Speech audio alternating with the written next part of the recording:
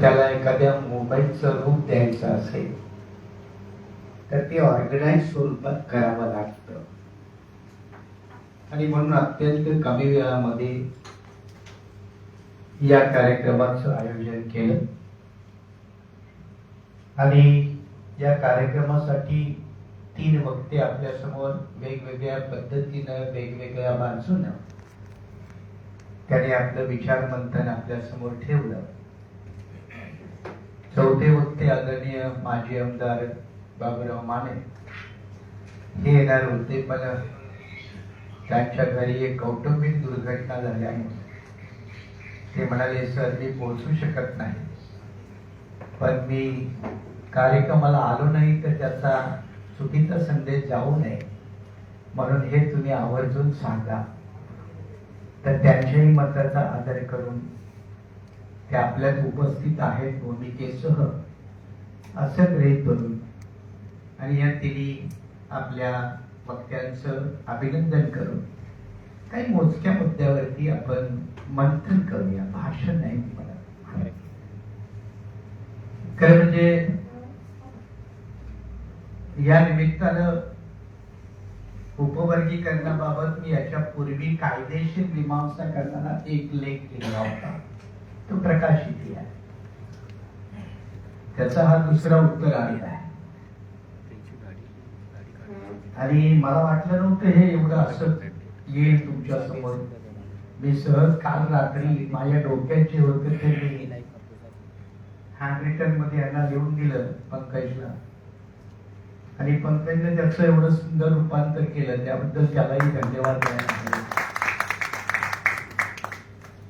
Creativity असलं की काही होतं.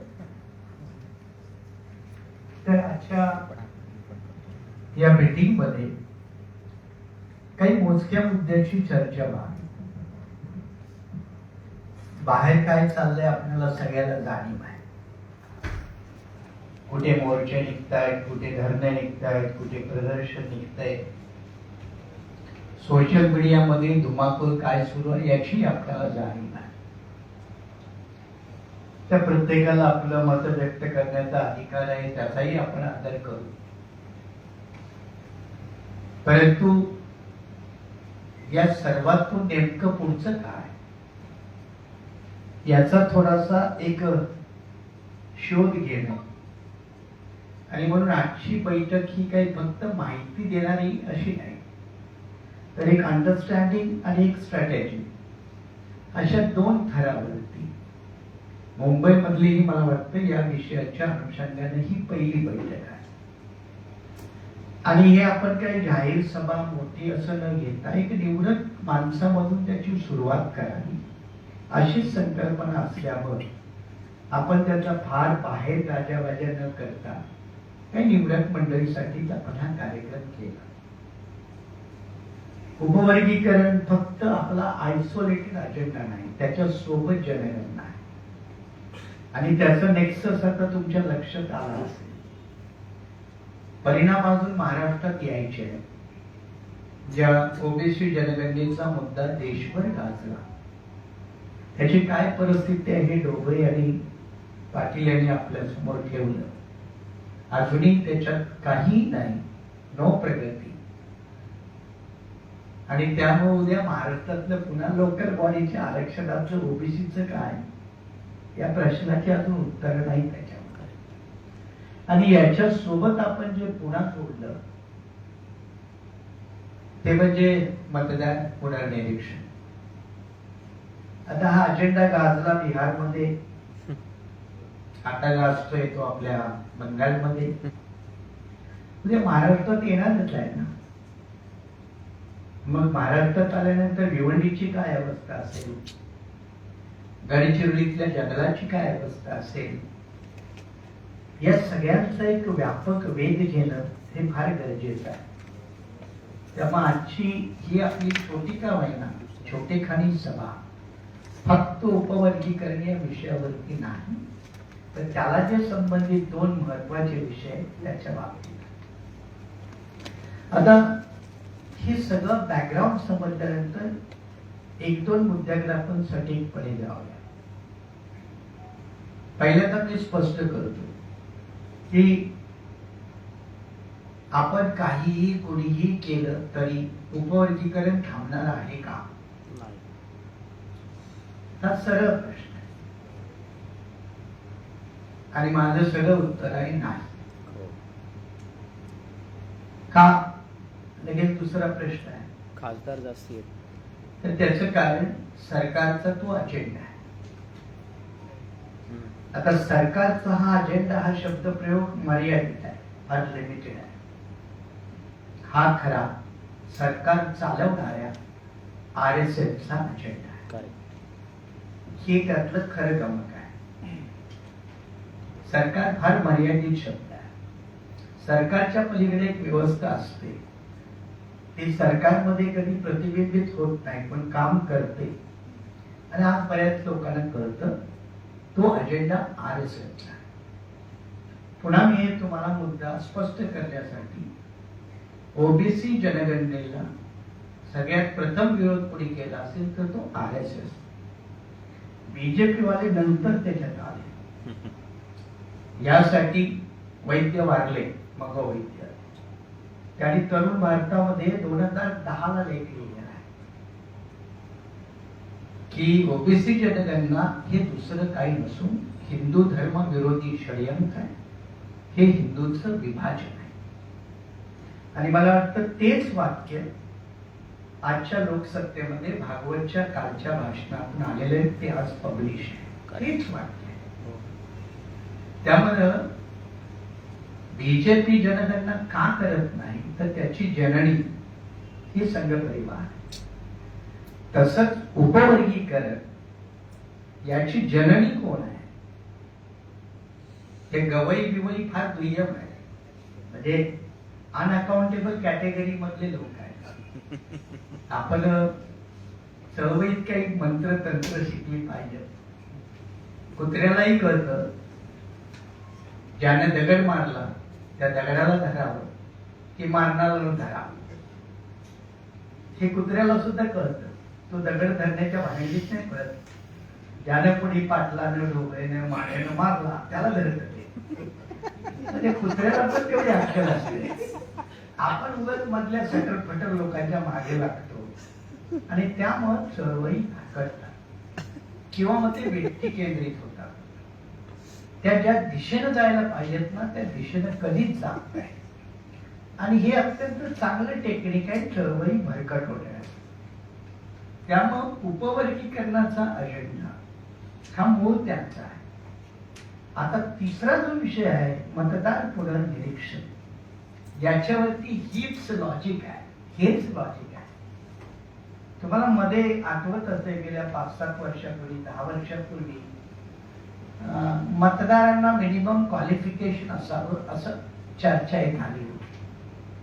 घटना समितीत होती त्यावेळेला ते बायपास झाले म्हणून सगळ्यांना मिळालं. पण आता पुन्हा तो एक प्रवाह आला होता मला. तो काय प्रवाह होता की मिनिमम क्वालिफिकेशन 4थी, 5वी, 7वी, 10वी, 12वी असं काहीतरी असावं. हा संघाचा छुपा अजेंडा आहे आणि त्याची पुन्हा मुळं तुम्हाला गोलवल करत सापडतात. विचारघन ज्यांनी वाचले, विचारघन मध्ये वाचलं किंवा गोलवलकरांच्या वी अँड आवर नेशन, त्याच्यामध्ये आहे ना मतदार कोण असावं कोण नसावं, कुणाला मतदानाचा अधिकार असावा कुणाला नसावा, हे जे ओरिजिनल संघाच्या कन्सेप्ट मधलं आहे ते मूळ तिथं आहे. त्यामुळं ओबीसीची जनगणना असो, उपवर्गीकरणाचा भाग असो किंवा मतदार पुनर्निरीक्षण असो, हे सगळ्यांचं मूळ पुन्हा सापडतं कुठं तर संघाच्या मशीन, संघाच्या मशीन. बाकी मधले आतले सगळे चमचे दलाल वगैरे वगैरे वगैरे हे मूळ तिथे आहे. आता एक गोष्ट लक्षात घ्या की गेल्या 14 वर्षामध्ये नॅशनल लँडस्केप सगळा बदललाय. आणि तो नुसता पॉलिटिकल बदललाय असं नाही, तो आयडिओलॉजिकल बदलला, तो कल्चरली बदलला, वेगवेगळ्या पद्धतीने बदलला. आणि या बदलाचा परिणाम काय?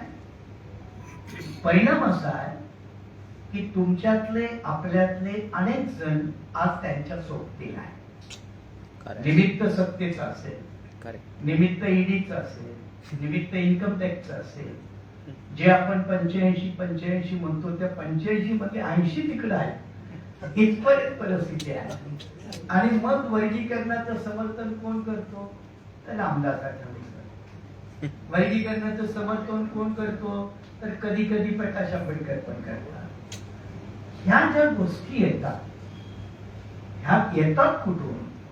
तर त्याची मुळं जे आहे त्या ह्या बदललेल्या लँडस्केप मध्ये आहे. आता बदललेला लँडस्केप काय शिकवतोय? बदललेला सामाजिक राजकीय लँडस्केप असं शिकवतो की तुम्ही काही करून सत्तेत करा, मग त्याच्यासाठी सगळं गुंडाळून ठेवा. त्यामुळे डोळे भले दोनदा निवडणूक लढले असतील, पण माणसं 85 म्हणून 85 येत नाही. लँडस्केप तिथं आहे. त्यामुळं अशीच माणसं प्रमोट व्हावी, तीच व्यवस्था प्रमोट व्हावी, हा एक सगळा जो जाणीवपूर्वक एक व्यूहरचना केलेला जो मोठा लँडस्केप आहे, त्या लँडस्केपचा भाग म्हणून हे 3 मुद्दे आहेत. आता दुसरा मुद्दा यातला एक महत्वाचा आहे, आणि तो मुद्दा म्हणजे ज्यांना बेसिक फंडामेंटल म्हणतात ना, सामाजिक राजकीय चळवळी तुमच्या कन्सेप्ट क्लिअर पाहिजे. कन्सेप्ट जर क्लिअर नसतील ना, तर मग बोलो किधर भी चलो ही वास्तव आहे. कन्सेप्ट काय बघा, की ज्या ज्या समूहानं इथल्या व्यवस्थेला आव्हान दिले त्याला नेहमीच पनिश केलं जात. आणि ते भारतातलं सूत्र आहे असं नाही, ते जगातलं सूत्र आहे. ते जगातलं सूत्र आहे. जो जो वर्ग, जो जो समुदाय, जो जो समाज तिथल्या सत्तेतल्या वर्चस्वाला, प्रस्थापितपणाला आव्हान देत त्याला वेगवेगळ्या पद्धतीने पनिश केलं जातं. मग आपल्याला आर्य द्रविड संस्कृतीतला जंगलात आदिवासी का, गावकुसाबाहेर अस्पृश्य का, किंवा उतरंडीमध्ये ओबीसी इंटरमिडिएट स्टेजला का, हे सगळी उत्तर आपल्याला तिथे कळतात. हे जेव्हा आपण समजून घेतो ना, तेव्हा आधुनिक कालखंडामध्ये या पद्धती बदलल्या. आधुनिक कालखंडामध्ये या पद्धती बदलल्या आणि उपवर्गीकरण तीच पद्धत आहे का? ती एक पद्धत आहे. आता एक लक्षात घ्या, मी जेव्हा म्हणालो की आजच्या कालखंडातली उपवर्गीकरण ही पद्धत आहे, कारण म्हणजे आज दोघांनी आज चांगला मुद्दा आपल्या सगळ्यांच्या समोर मांडला की ओबीसीचं तसंही महाराष्ट्रात 6-7 ठिकाणी वर्गीकरण आहे, आणखीन पुढे येणार आहे ना. ते आता किती ओबीसी मंडळी इकडे पोहोचवतो आपण, जागृती करतो, संघटित करतो, त्या दिशेने आपल्या खिशातले 4 पैसे घालून कार्यक्रम लावतो. कारण हे सगळं करायचं म्हणजे झीज सोसावी लागते, आणि ते झीज सोचल्याशिवाय तुमची गाडी पुढे सरकत नाही. आपण अपेक्षित करतो की हे कुणीतरी करावं ना आपण आपलं नुसतं यात्रेमध्ये सहभागी व्हावं. या प्रक्रियेनं हे सगळे अडथळे आहेत, म्हणूनच आपला रेशो वाढत नाही. प्रत्येक जण त्या तडफेनं तिच्यात सहभागी होत नाही. आता ओबीसीच्या 6-7 ऑलरेडी कॅटेगरी आहे. आज मिलिंद आव्हाडांनी लेख लिहिला लोकसत्तेमध्ये वर्गीकरणाच्या बाबतीत. त्यांनी एससी सोबत एसटीला पण घसरलं. खरं म्हणजे सध्या जात्यामध्ये एसटी आहे, एसटी सुपामध्ये आहे. ते बिचारे नंतर जात्यामध्ये येणारच आहे, पण त्यांना अजून थोडा कालावधी आहे. आणि एसटी मध्ये तसं अजून कुणी काही फार मोठी मागणी केली नाही. जरी ऑल इंडिया लेवलला मीना ट्रायल ग्रामीण आहे, प्रचंड ऍडमिनिस्ट्रेटिव्ह मध्ये आहे, पण अजून ट्रायबल मध्ये अजून याचं पर्क्युलेशन झालेलं नाही, किंवा ती जागृती किंवा काय म्हणायचं ते म्हणा, पण ते नसल्यामुळे अजून ट्रायबलचा तो मुद्दा अजेंड्यावरती नाही. जेव्हा आपण हे बघतोय तेव्हा एक महत्वाचा सूक्ष्म मुद्दा लक्षात घ्या. मी मगाशी जो म्हणालो की ज्याने ज्याने सत्तेला, सांस्कृतिक सत्तेला, राजकीय सत्तेला, धार्मिक सत्तेला, आर्थिक सत्तेला, सर्वकष सत्तेला ज्यांनी आव्हान दिलं त्यांना नेहमीच पनिशमेंट होते. आणि या देशामधल्या सगळ्यात खालच्या जातीचा तो अपमान, एक गुन्हा आहे त्यांचा, काय गुन्हा आहे हो त्याने? त्याने हेच काम सातत्याने. कोणतं गुन्हा केला तर त्याने इथल्या सत्तेच्या सर्वकष वर्चस्वाला आव्हान दिलं. मग त्या आव्हान देण्यामध्ये काल परत ते माध्यम म्हणून बाबासाहेब आहेत, फुले आहेत, शाहू आहेत, कुणी असतील. आपल्याला साधे उदाहरण माहित आहे. आपण महाराष्ट्रात त्याची गंभीरपणे कधी दखल घेत नाही. अगदी वैचारिक बौद्धिक प्रांतामध्ये सुद्धा जसं बाबासाहेबांना घटना समितीवरती निवडून दिलं, बंगालच्या नमोशूत्रांनी चांदा आणि त्यांना पनिशमेंट केलं, पाकिस्तानात पाठवलं. याचा मुद्दा कधी आपल्या बौद्धिक प्रबोधनात सुद्धा फारसा येत नाही. पार्टिशन कमिशनच्या स्कीम मध्ये ते बसत नव्हतं. 54% हिंदूंचा वस्ती प्रदेश असताना भाग पाकिस्तानात जाण्याची गरज नव्हती. पण त्यांचा एक गुन्हा होता. त्याने घटना समितीमध्ये काँग्रेसच्या उमेदवाराला पाडून बाबासाहेबांना निवडून दिलं, पनिशमेंट केले. महाराष्ट्रामध्ये बौद्ध क्रांतीनंतर, धम्म क्रांतीनंतर बौद्धांना इनडायरेक्टली एक पनिशमेंटच मिळालेली आहे, ती म्हणजे त्यांचं पॉलिटिकल आयसोलेशन. आता हे तुम्ही ओढवून घेतलं की त्याने दिलं, याच्यावरती मतमतांतर असू शकतात. कोणी स्वतःलाच जबाबदार धरू शकतो, कोणी दुसऱ्याला जबाबदार धरू शकतो. तो जबाबदारीचा आहे, पण त्यामुळे सत्य बदलत नाही. आणि सत्य काय आहे? महाराष्ट्रातील बौद्धांना पॉलिटिकल आयसोलेशन मध्ये जावं लागलं, घालवलं. आता देशव्यापी हे जर समीकरण समजून घ्यायचं असेल तर ज्या ज्या जाती समुदायांनी आंबेडकरांना, बाबासाहेबांना तत्कालीन काल परिस्थितीत जी मोलाची साथ दिली ना, त्या समुदायाला देशभर पनिशमेंट मिळते. हे मोठं सूत्र आहे. मग तो उत्तर भारतातला चमार असेल, आपण गफलत करतो, इकडचा चांभार,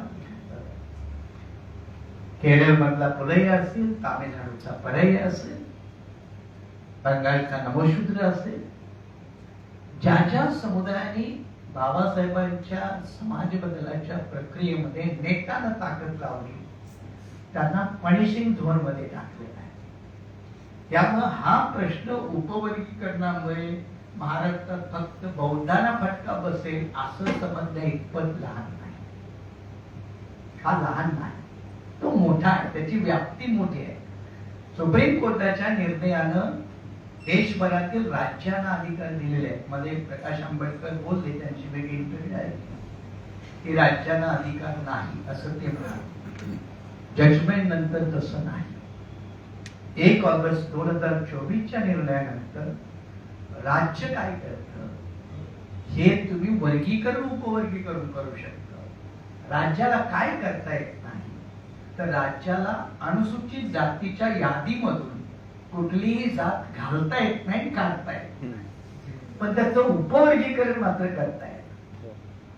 आणि राज्याच्या आरक्षणाचं प्रमाण ते उपवर्गीकरणानुसार त्या वर्गाला ठरवण्याचे अधिकार 1 ऑगस्टच्या सर्वोच्च न्यायालयाने दिले. त्याच्यात नवीन जात घालायची नाही, आहे त्या जातीचं कंपार्टमेंट करणं.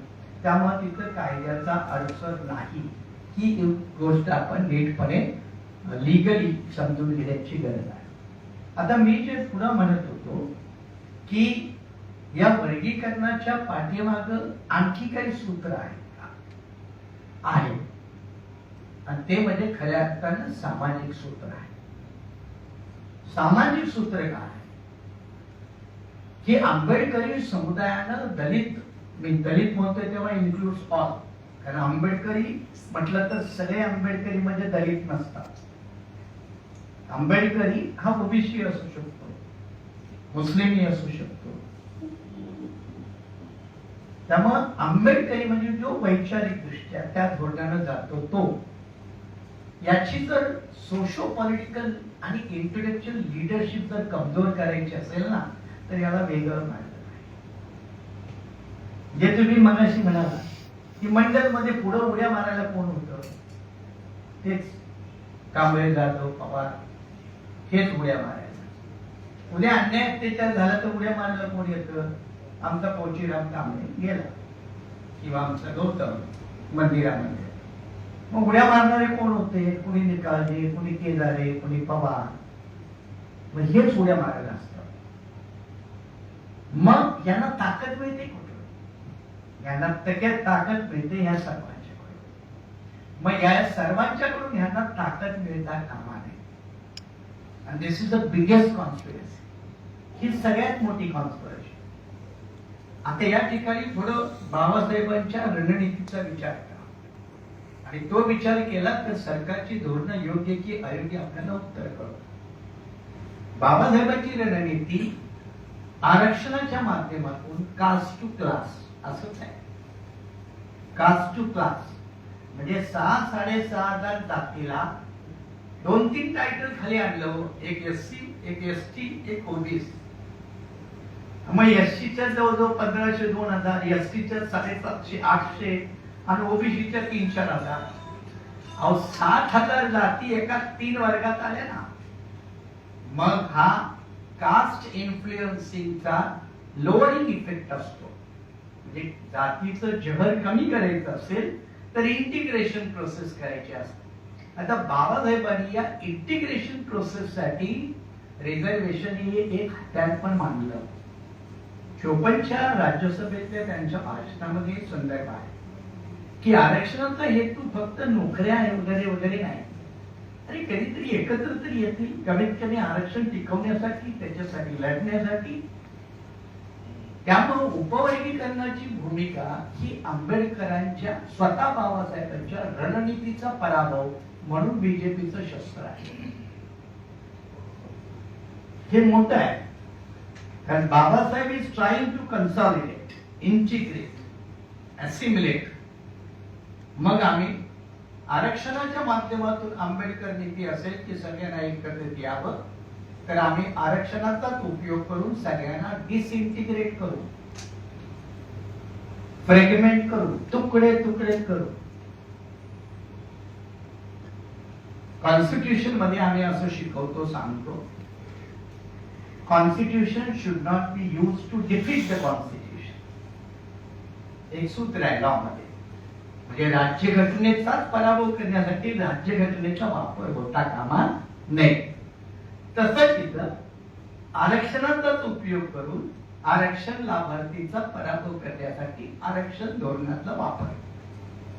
आता सरकारी नोकऱ्या किती, खाजगीकरणानंतर शिल्लक काय आहे, मार्केटमध्ये किती नोकऱ्या आहे, सरकारचा नोकर निर्मितीचा रेट काय आहे, हे प्रश्न गौण आहे. इथे जाती अस्मिता उभारणं, त्याला वरती येणं, त्याला ज्वर आणणं, हे मूळ सूत्र आहे. आणि जाती अस्मिता अजूनही भारतामध्ये आपल्या राजकीय आर्थिक अस्मितापेक्षा मोठ्या आहे. हे सत्य नाकारता येत नाही आजही. आणि मग इथं एक मुद्दा महत्वाचा येतो आणि त्याचा बौद्धाने गंभीरपणे विचार करायला पाहिजे. आणि तो मुद्दा असा आहे की जातीअंताची चळवळ, लढा यामुळे परेशान असणाऱ्या वर्गांना, यामुळे चिंतित असणाऱ्या समुदायाला अशा सर्व षडयंत्राच्या माध्यमातून जातीबंध मजबूत होऊ द्यावे, जातीमधल्या दरी किंवा दऱ्या या वाढू द्याव्यात की न वाढू द्याव्यात याची खबरदारी घेण्याची गरज आहे. आता हे मी स्पेशली बौद्धांना का म्हणालो? अशासाठी म्हणालो की तुम्ही ती लढाई लीड करताय ना, तुम्ही परेशान आहात ना, तुम्हाला आंबेडकरांचा अजेंडा आहे ना. आता बौद्ध म्हणजे पुन्हा तो जातीवाचक की समूहवाचक की पुन्हा ते मेंटल स्टेट ऑफ कंडिशन याच्यावरती वेगळा मुद्दा आहे. पण जे आपण एक सर्वसामान्य अर्थानं समजतो तर त्या वर्गानं जाती अंतरच्या लढाईचा विचार करताना जनगणना किंवा आरक्षण किंवा उपवर्गीकरण यामुळे आपण नेमके कुठल्या बाजूला जातो याचा जरा तपास केला पाहिजे. आणि याचा जेव्हा आपण तपास करायला जातो तेव्हा जनगणनेमध्ये आपण काय नोंदवावं, आपली अडचण, कुणाची अडचण, बौद्धांची अडचण, आयडेंटिटी क्रायसिस तो हा. प्रश्न कुणाला पडला ज्याचा आयडेंटिटी क्रायसिस आहे त्याला. आणि मग कुणीतरी पत्रक काढतं, हे निवडा ते आला. मग कोणी सांगतं जातीच्या पालामध्ये लिहा पूर्वाश्रमीची जात कोणती. वास्तविक काही गरज नाही. तो कॉलम लिहिणं सुद्धा बंधनकारक नाही ना तुमच्यावर. पण काही लोक सांगतायत, धम्माची कामं करणारी मंडळी सांगतायत की लिहा त्या कॉलम मध्ये महार सांबार जे काय असेल काय गरज आहे. 2014चा मुंबई हायकोर्टाचा निकाल आहे. तो निकाल असा आहे की भारतात सगळे धर्म आहे, तरी देखील मी बिन धर्माचा असू शकतो. मला कोणी बंधन घालू शकत नाही की तू धर्माचा असलाच पाहिजे. तसं बिन जातीचाही कोणी असू शकतो ना. माझ्यावरती बंधनच टाकता कामा नये की मी जातीचा असलोच पाहिजे. हे साधी कन्सेप्ट आहे. पण तेवढ्या प्रगल्भपणाची उंची ना आपल्या प्रबोधनातून होते, ना विचारमंथनातून होते, ना बौद्धिक चर्चेतून होते. आपण या मूळ याच्याकडे कधी जात नाही. आणि मग लोक लुभावन भाषण करणं, टाळ्या पिटून घेणं, आपापली इमेज, मतदारसंघ, समाज, लिडरशिप बिल्डअप करणं, याच्यामध्ये हे सगळं मग हरवून जातं. आणि त्यामुळं जाती अंताची लढाई लढणाऱ्या मंडळींनी हे कटक कारस्थान समजून घेतलं पाहिजे. जनगणना आवश्यक आहे, आकडेवारी आवश्यक आहे, नियोजनासाठी तिची गरज आहे. पण हे सगळं बीजेपी संघाला कळत नाही. त्यांना कळतं, मग त्यांचा विरोध काय जनगणना. त्यांचा विरोध कशासाठी आहे की जनगणना झाली तर उद्या तुम्ही वाटा माराल, तुम्ही सत्तेचा वाटा मारणार, त्याची तुम्हाला जाणीव होईल. कोणीतरी लोहिया उठेल आणि पिछला पावे 100 म्हणेल, तो आम्हाला भीती वाटते. उद्या एखादा आगरी कोळी कुणबी उठेल आणि म्हणेल आम्हाला एवढं द्या. त्यामुळे जनगणनाच नको ना. दुसरी पाठीमाग सगळ्यात मोठी चिमे काय की आम्ही या सगळ्यावरती रामबाण उपाय काढलेला आहे, तो म्हणजे आमचं हिंदुत्व. त्या हिंदुत्वाच्या आमच्या कचाट्यातून तुम्हाला सुटू नाही द्यायचं. मग तो माळी असेल, धनगर असेल, आगरी असेल, कुणबी असेल, शिल्पी साळी कुणी असेल. मग जसं हे व्यापक आहे की आमच्या हिंदुत्वाच्या त्या नेटवर्क मधून तुम्ही कुणी सुटता कामा नये, तसंच दलितामधले सुद्धा हिंदू सुटता कामा नये. आमचं जर हिंदुत्व हे अबाधित ठेवायचं आहे, किंबहुना आगामी दिवसामध्ये ते जास्त मजबूत करायचं असेल, तर आम्हाला जातीच्या भिंती मजबूत केल्याशिवाय पर्याय नाही. दिस इज द ट्रूथ. हे ट्रूथ आहे. मग सरकारचं धोरण जातीच्या भिंती मजबूत करणं आणि जाती अंताची लढाई लढण्याचं त्या जमीनदोस्त करणं, हा परस्पर टकराव अनेक दिवसाचा, अनेक वर्षाचा, अनेक शतकाचा नव्या पद्धतीने आपल्यासोबत. ही सूत्र जेव्हा आपण समजून घेतो तेव्हा पहिल्यांदा खबरदारी. मगाशी आम्ही नवले मॅडम, पाटील आम्ही बसलो आणि सहज गप्पा मारताना मी म्हणालो की सरकारचं कारस्थान समजून घ्या. त्यांचं कारस्थान आहे आरक्षणामुळे नोकऱ्या किती आहेत नाही तू मुद्दा गौणच, पण आरक्षण धोरणाचा वापर करून एससी मध्ये आपापसात एकमेकाच्या बोकाने कसे बसतील, हे कपट कारस्थान.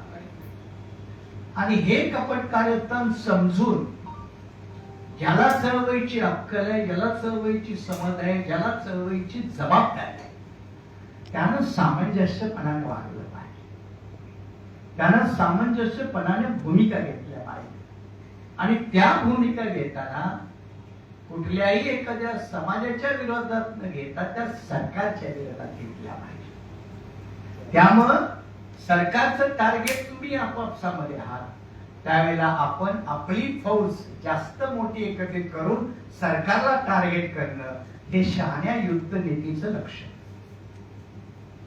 आणि ही युद्ध नीती जर आपल्याला जमली नाही तर ते सफल, आपण असफल, आणि आपली युद्धनीती आपल्याला जर जमली तर ते असफल, आपण सफल हे साधं समजूया. आणि त्यामुळं मी माझ्या या ह्याच्यात कुठेतरी म्हटलंय की बौद्धांनी जास्त मनावर घेऊ नये, जरा शांत बसावं. प्रत्येक ठिकाणी उड्या मारल्याच पाहिजे तसं नाही. बाकीच्या नाही, कधी कधी संधी द्यावी, काम करू द्यावं. म्हणजे कधी कधी आपली संघटनेची पद का सोडायची असतात, तर बाकीच्यांना संधी द्यायची असते म्हणून नाही. तर बरेपर्यंत अध्यक्ष राहायचे कशाला येत बाबा, कारण त्याच्याही मनात साचलेलं असतं हे समजून घ्यायचं असतं आणि आपण संधी द्यायची असती.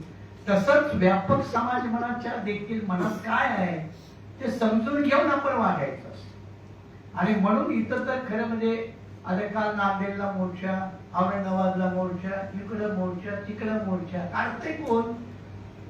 बौद्ध मंडळ. काय गरज आहे रे बाबा?